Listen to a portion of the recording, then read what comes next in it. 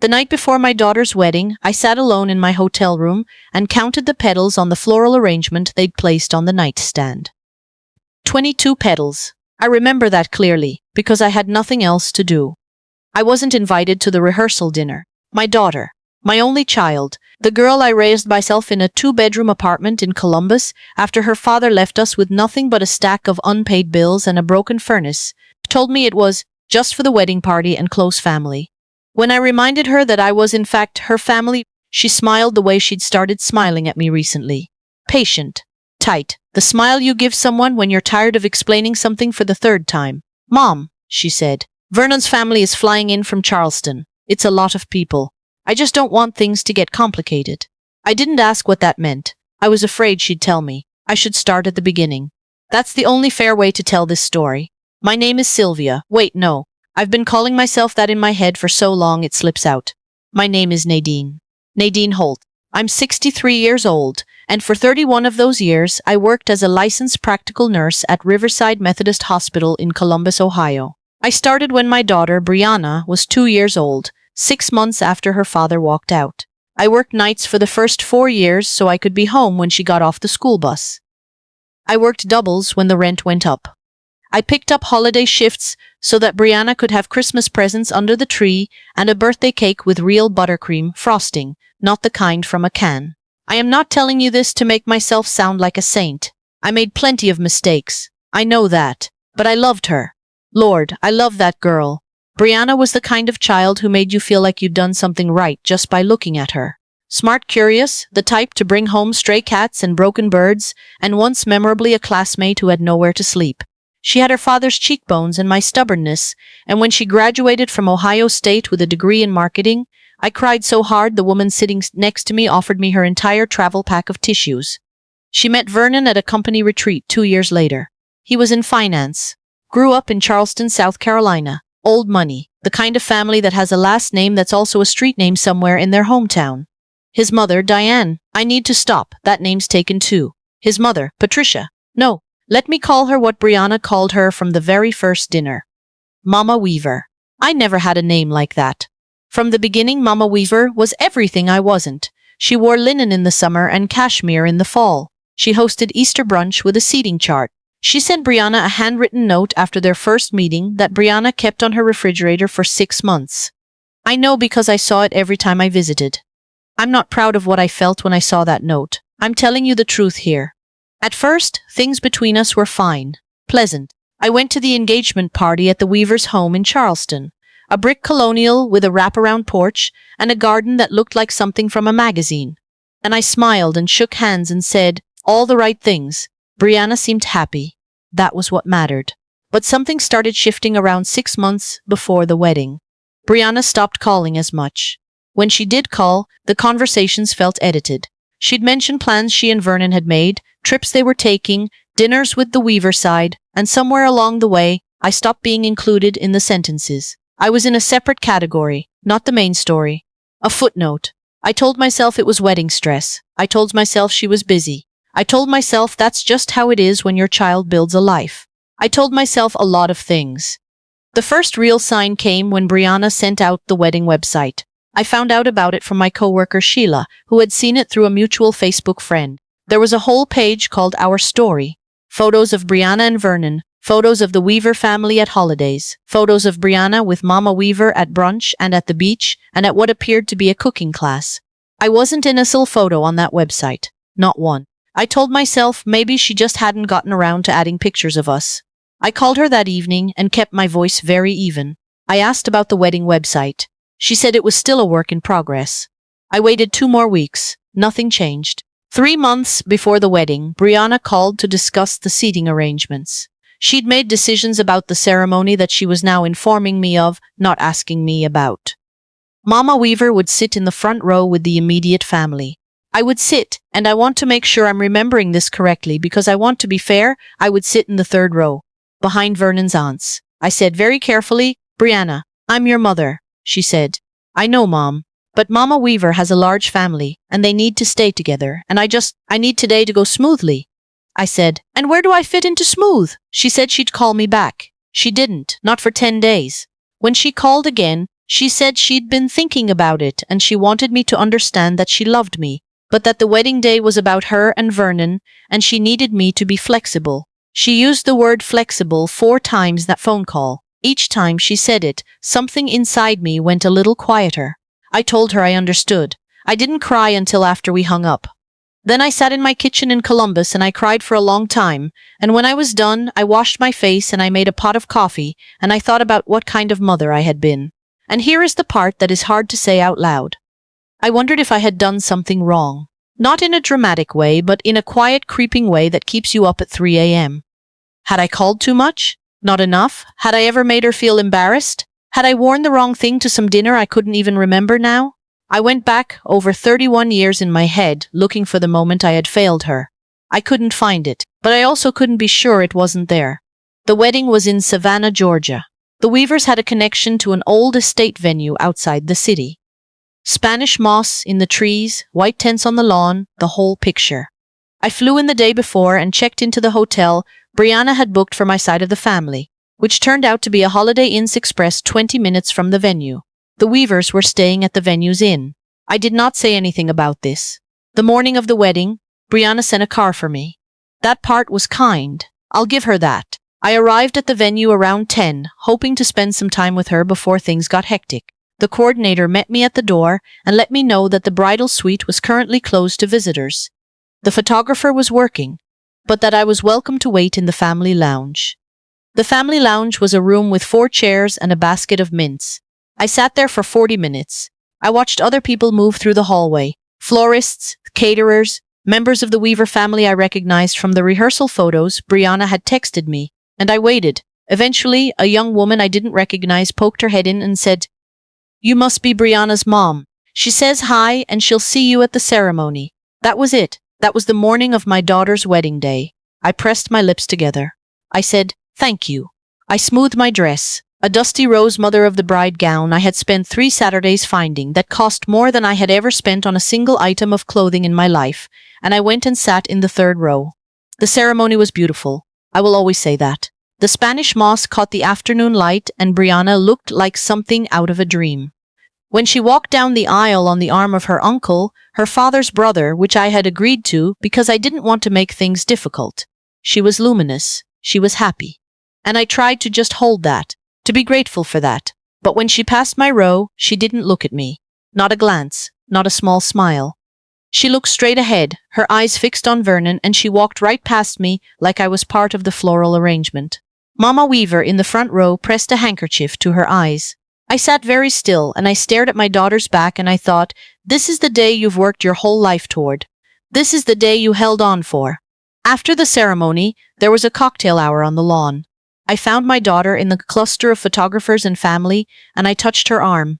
She turned, she smiled, the tight smile. "Mom, you look great. Did you find the seating chart okay? You're at table 9. Table 9. I didn't know where table 9 was yet, but I had a feeling. "Brianna," I said, "I just wanted a moment with you." She glanced over her shoulder. The photographer was waiting. Mama Weaver had appeared nearby, radiant in pale gold, holding a glass of champagne and laughing at something Vernon's father had said. "Mom, I really have to. Can we catch up at the reception? I love you." And she was gone, folded back into the Weaver family portrait. I stood on that beautiful lawn in my dusty rose dress that had cost too much, and I understood something I had been refusing to understand for months.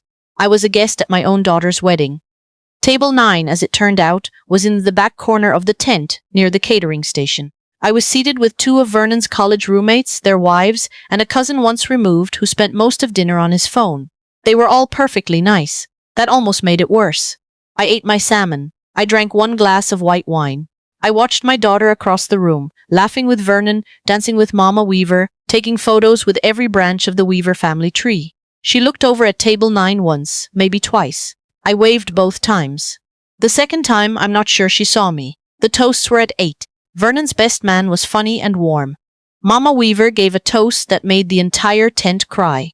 She talked about the moment she knew Brianna was the one for her son, how she'd felt like she'd gained a daughter, how their family didn't feel complete until Brianna came into it. The tent erupted in applause. I sat at table 9 and clapped with everyone else. Then the MC said, "And we also want to hear from the mother of the bride." My heart lifted. It actually lifted.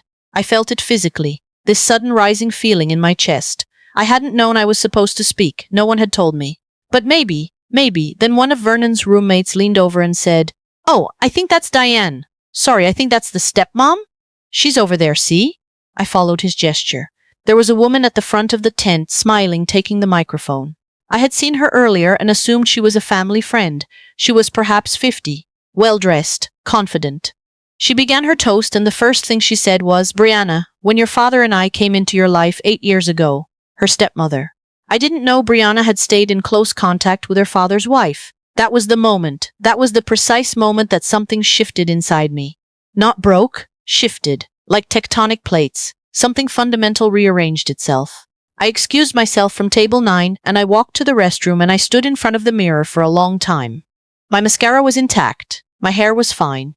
I was 63 years old and I had worked 31 years of nights and doubles and holidays, and I had done it alone, and I was standing in a restroom at my daughter's wedding while a woman I had never heard of gave a toast that should have been mine. I took a breath, then another. Then I went back to table 9. I finished my dinner. I danced once by myself during the open dancing portion because the song was one I loved, and I thought, I'm still here. I'm still at this wedding. I left at 10. I kissed Brianna on the cheek. She hugged me briefly, said, "Thanks for coming, Mom," like I was a coworker who'd attended a birthday happy hour. Then she turned back to Vernon. I got in the car. I rode 20 minutes back to the Holiday Inn Express. I changed out of Macy's dusty rose dress. I called my friend Sheila back in Columbus and I told her everything.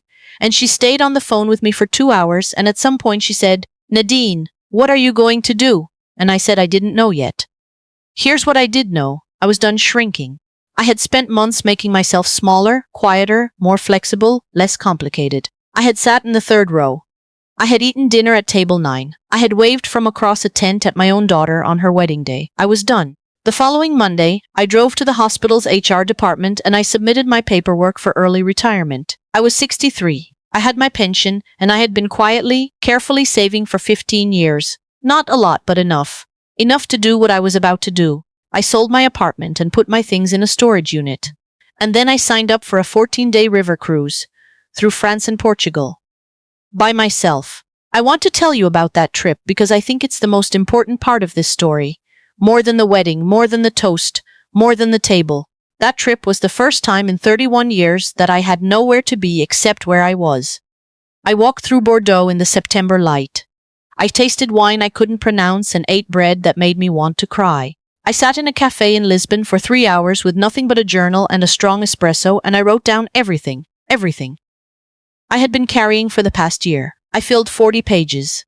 I met a woman on the cruise named Imelda from Phoenix, 71 years old, who had done a solo trip every year for the past decade after her husband passed. She had the energy of someone half her age, and she laughed like she meant it every single time. "What took you so long?" she said, when I told her it was my first solo trip. "I was waiting," I said, and when she asked what I was waiting for, I couldn't answer her. I genuinely didn't know. I came back to Columbus 6 weeks later, not to my old apartment that was sold. I had spent those 6 weeks finding a different place to land.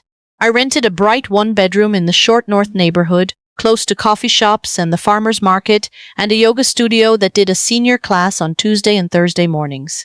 I signed up for the yoga class. I went to a watercolor workshop at the community center. I started cooking things I'd never had time to cook before. Real soups, actual homemade bread, a cassoulet that took 2 days and was the best thing I'd eaten in years. I did not call Brianna. I sent her a postcard from Lisbon. I sent a short, warm email when I returned saying I hoped she and Vernon were settling into married life. I kept my messages brief and kind and free of anything that required a response. She responded to the email 3 weeks later. 2 sentences. Everything was great. Hope you're well. She did not ask what I'd been doing. She did not mention the wedding. That was 6 months ago. Now here is the part of the story I haven't told anyone except Sheila. About a month after I got back from Europe, I was going through old boxes I'd moved into the new apartment. Medical textbooks, nursing journals, Brianna's old school projects that I'd saved in a folder for 20 years. At the bottom of one of the boxes, I found the folder. Inside was every letter and card Brianna had ever given me. Birthday cards. A Mother's Day card from when she was 7 with a drawing of the 2 of us holding hands. A note she'd slipped under my door during her junior year of high school after we'd had a bad fight that said, Mom, I'm sorry, you're my favorite person. Love B. I sat on the floor of my new apartment and I read every single one. She had loved me. She had truly loved me. Whatever happened between then and now, whatever I did or didn't do, whatever the weavers gave her that I couldn't, whatever complicated thing lives inside a child who grows up with not enough and then finds abundance. She had loved me. I held that knowledge. I tried not to let it curdle into grief. 2 months ago, I got a call from a number I didn't recognize. It was a woman named Priya, a program coordinator at Ohio State's nursing school. She told me that the hospital had nominated me for their annual Distinguished Caregiver Award, given each year to a nurse who has shown exceptional commitment to patient care over the course of their career. She said the ceremony would be held in the spring, in the hospital's main auditorium. She said there would be remarks from the chief of nursing and the hospital president. She said they usually invited family. I said I would be honored. I didn't tell Brianna right away. I sat with it for a week and then I sent her a short note. Actual paper, envelope, stamp, saying that I'd be receiving an award in the spring and that I would love for her to be there if she and Vernon were able to make the trip. She called me 2 days later.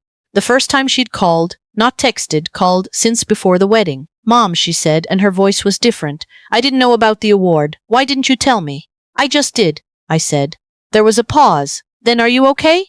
You sound different. I'm good, I said. I've been good. Another pause. I saw your postcard from Lisbon. I still have it on my fridge. I didn't say anything. I want to come, she said, to the award ceremony, if that's okay. Of course it's okay, I said. It's always been okay. I'm not going to wrap this story in a bow and tell you we cried and held each other and everything was forgiven and understood. That's not how real things work. There is still a lot between us that hasn't been said, and there will be a conversation, probably more than one, that will be hard and necessary. I know that. But I'll tell you what I know today. I am 63 years old, and I live in a bright apartment in the short north, and on Tuesday and Thursday mornings I go to yoga, and I am the worst person in the class, and I do not care even a little. I have a pot of basil on my windowsill. I am 3 chapters into a book about the history of the French wine regions because I want to understand what I drank in Bordeaux. I call Imelda from the cruise every few weeks, and she calls me. And last month she asked if I wanted to join her for a trip to Scotland in the fall, and I said yes before she even finished the sentence. The award ceremony is in April. I have already bought my dress, not dusty rose. Something closer to burgundy. Something that says, I am here.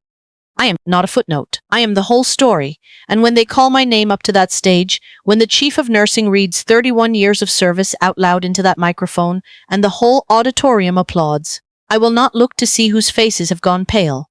I'll just look straight ahead, the way I've been learning to do.